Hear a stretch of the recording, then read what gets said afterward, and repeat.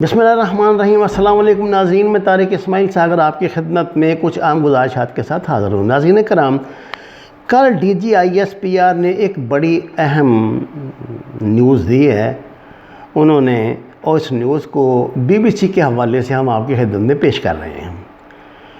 ناظرین کرام، major general Babar Iftikhar نے کہا ہے کہ ٹی ٹی پی کے سابق اسپوکس مین احسان اللہ احسان کی فرار میں مدد کرنے والے انٹیلیجنس کے جو افسران ہیں یا فوج کے افسران ہیں، ان کے خلاف باقاعدہ کارروائی کی جا رہی ہے اور اس سلسلے میں کچھ لوگوں کو گرفتار بھی کیا جا چکا ہے۔ خیال رہے کہ فروری 2017 میں احسان اللہ احسان نے جو ان دنوں الاحرار نامی ٹیررسٹ گروپ میں شامل ہو چکے تھے، پاکستان آرمی کے سامنے سرنڈر کیا تھا۔ اس سے پہلے وہ ٹی ٹی پی میں شامل تھے اور احسان اللہ احسان جو ہیں وہ 2014 میں آرمی پبلک سکول پر حملے میں بھی ملوث رہا ہے، جس میں 144 بچے شہید ہوئے تھے۔ ملالہ یوسفزئی کے سر میں اسی بندے نے گولیاں ماری تھیں۔ اس حوالے سے اور دیگر بھی بہت سی جو دہشت گرد کارروائیاں ہیں، اس کا یہ باقاعدہ ایک کردار رہا ہے۔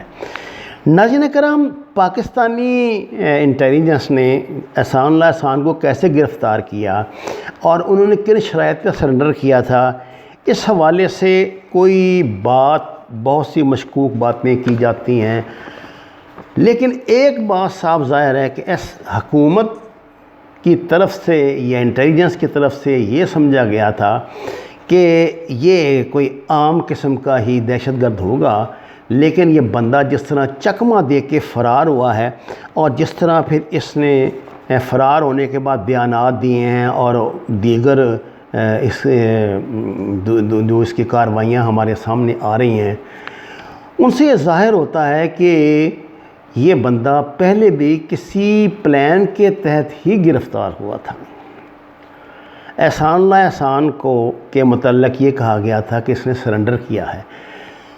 سرنڈر کرنے کے کچھ عرصہ بعد اس نے باقاعدہ ایک پریس کانفرنس میں اس بات کے ثبوت فراہم کیے تھے کہ جماعت الاحرار، جس میں وہ شامل ہو چکا تھا، اور ٹی ٹی پی، ان دونوں کو انڈین اور افغان انٹیلیجنس کی طرف سے امداد دی جاتی ہے اور ان سے مسلسل رابطے ہیں۔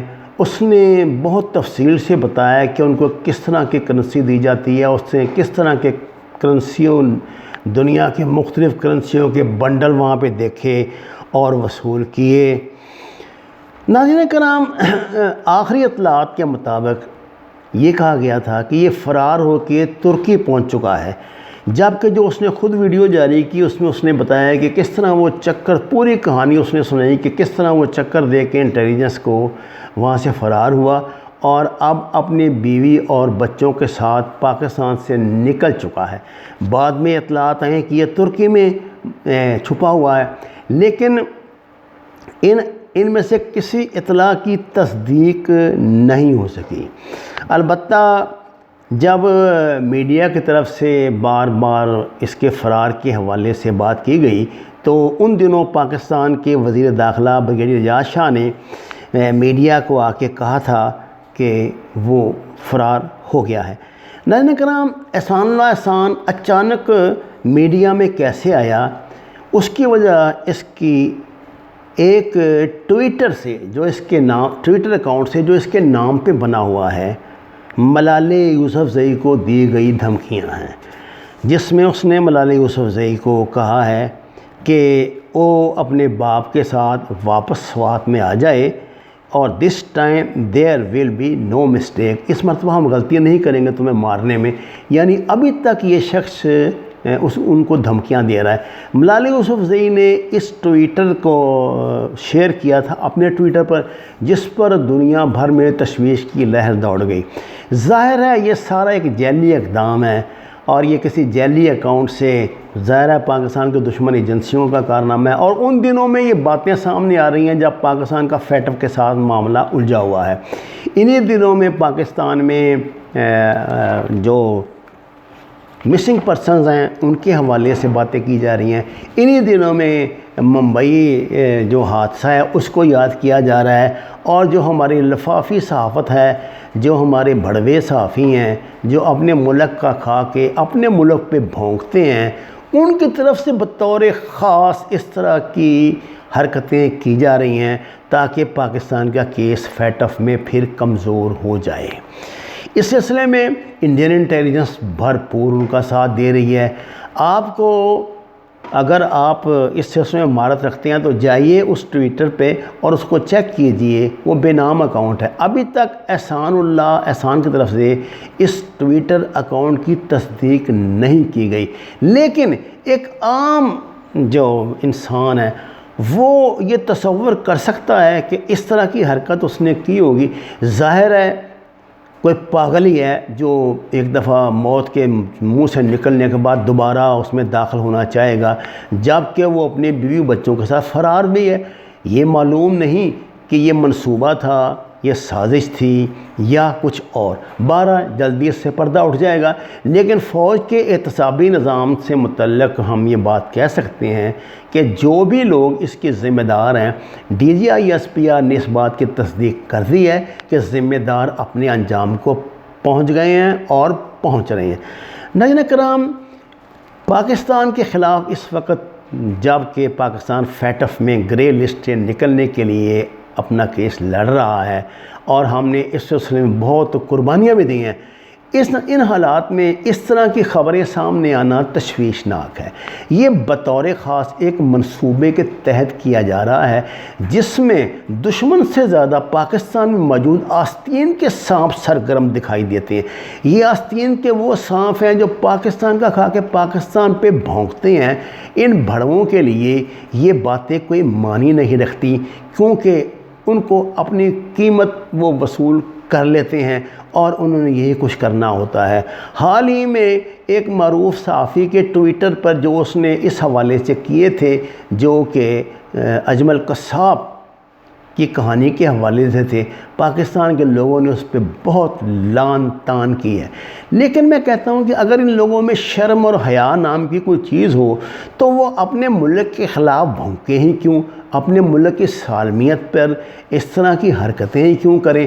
ظاہر ہے وہ یہ ایک خاص مقصد کے لیے کرتے ہیں، ایک خاص ایجنڈے کے تحت کرتے ہیں اور ان کو اسی کام کی تنخواہ دی جاتی ہے. ناظرین کرام، ضرورت اس امر کی ہے کہ پاکستان کی انٹیلیجنس ایجنسیاں جو بڑی کامیابی سے دہشت گردی پہ قابو پا رہی ہیں، آستین میں چھپے ہوئے سانپوں کو جو ان دہشت گردوں سے کئی گنا زیادہ زہریلے ہیں اپنے قابو میں کرے، ان کا سر کچلے. پاکستان کے عوام میں اس حوالے سے شدید مایوسی پائی جاتی ہے کہ یہ درندے، یہ خونی لبرل جو کچھ لاف گزاف بکتے ہیں، اور ہماری جو اپوزیشن لیڈرشپ ہے فوج کے حوالے سے جو زبان استعمال کرتی ہے، آخر اس پہ کون نوٹس لے گا؟ پاکستان کی عدلیہ، مقننہ یا خود اسٹیبلشمنٹ؟ سچی بات تو یہ ہے کہ یہ تمام ادارے جب ایسی باتیں ہوتی ہیں تو اس میں مشکوک پائے جاتے ہیں، اور ان کا کردار پر بھی پاکستانی عوام ان کی حرکتوں کی وجہ سے، ان کی سرگرمیوں کی وجہ سے شک کرنے لگے ہیں. ناظرین کرام، اگر نیب نے اب تک ملک کا کوئی مسئلہ حل کر دیا ہوتا، کسی بھی گرفتار شخص کو ثبوتوں کے ساتھ جیل پہنچا دیا ہوتا تو شاید اس پہ اعتبار کیا جا سکتا تھا. لیکن 1.5 سال تک جوڈیشل کسٹڈی میں رکھ کے حمزہ شہباز کی ضمانت، اور آج مریم نواز کی طلبی، یہ سب ایک مذاق اور بھونڈا مذاق دکھائی دیتا ہے. پاکستان کے لوگ ان باتوں پہ اب اعتبار کرنے کے لیے تیار نہیں، اور یہ بہت ہی بدقسمتی کی بات ہے اگر حکومت اپنے عوام کا اعتماد کھونے لگے.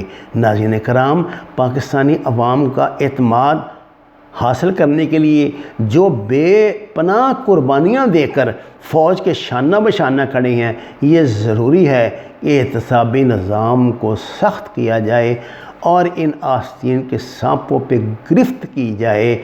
Late justice deny justice. وما علینا الا البلاغ المبین. درخواست قرآن اور نماز کو ترجمے کے ساتھ جانیے. ہمارے چینل کو سبسکرائب کریں، لائکس دیں اور سچ کے سفر میں ہمارا ساتھ دیں. آپ کا بہت شکریہ.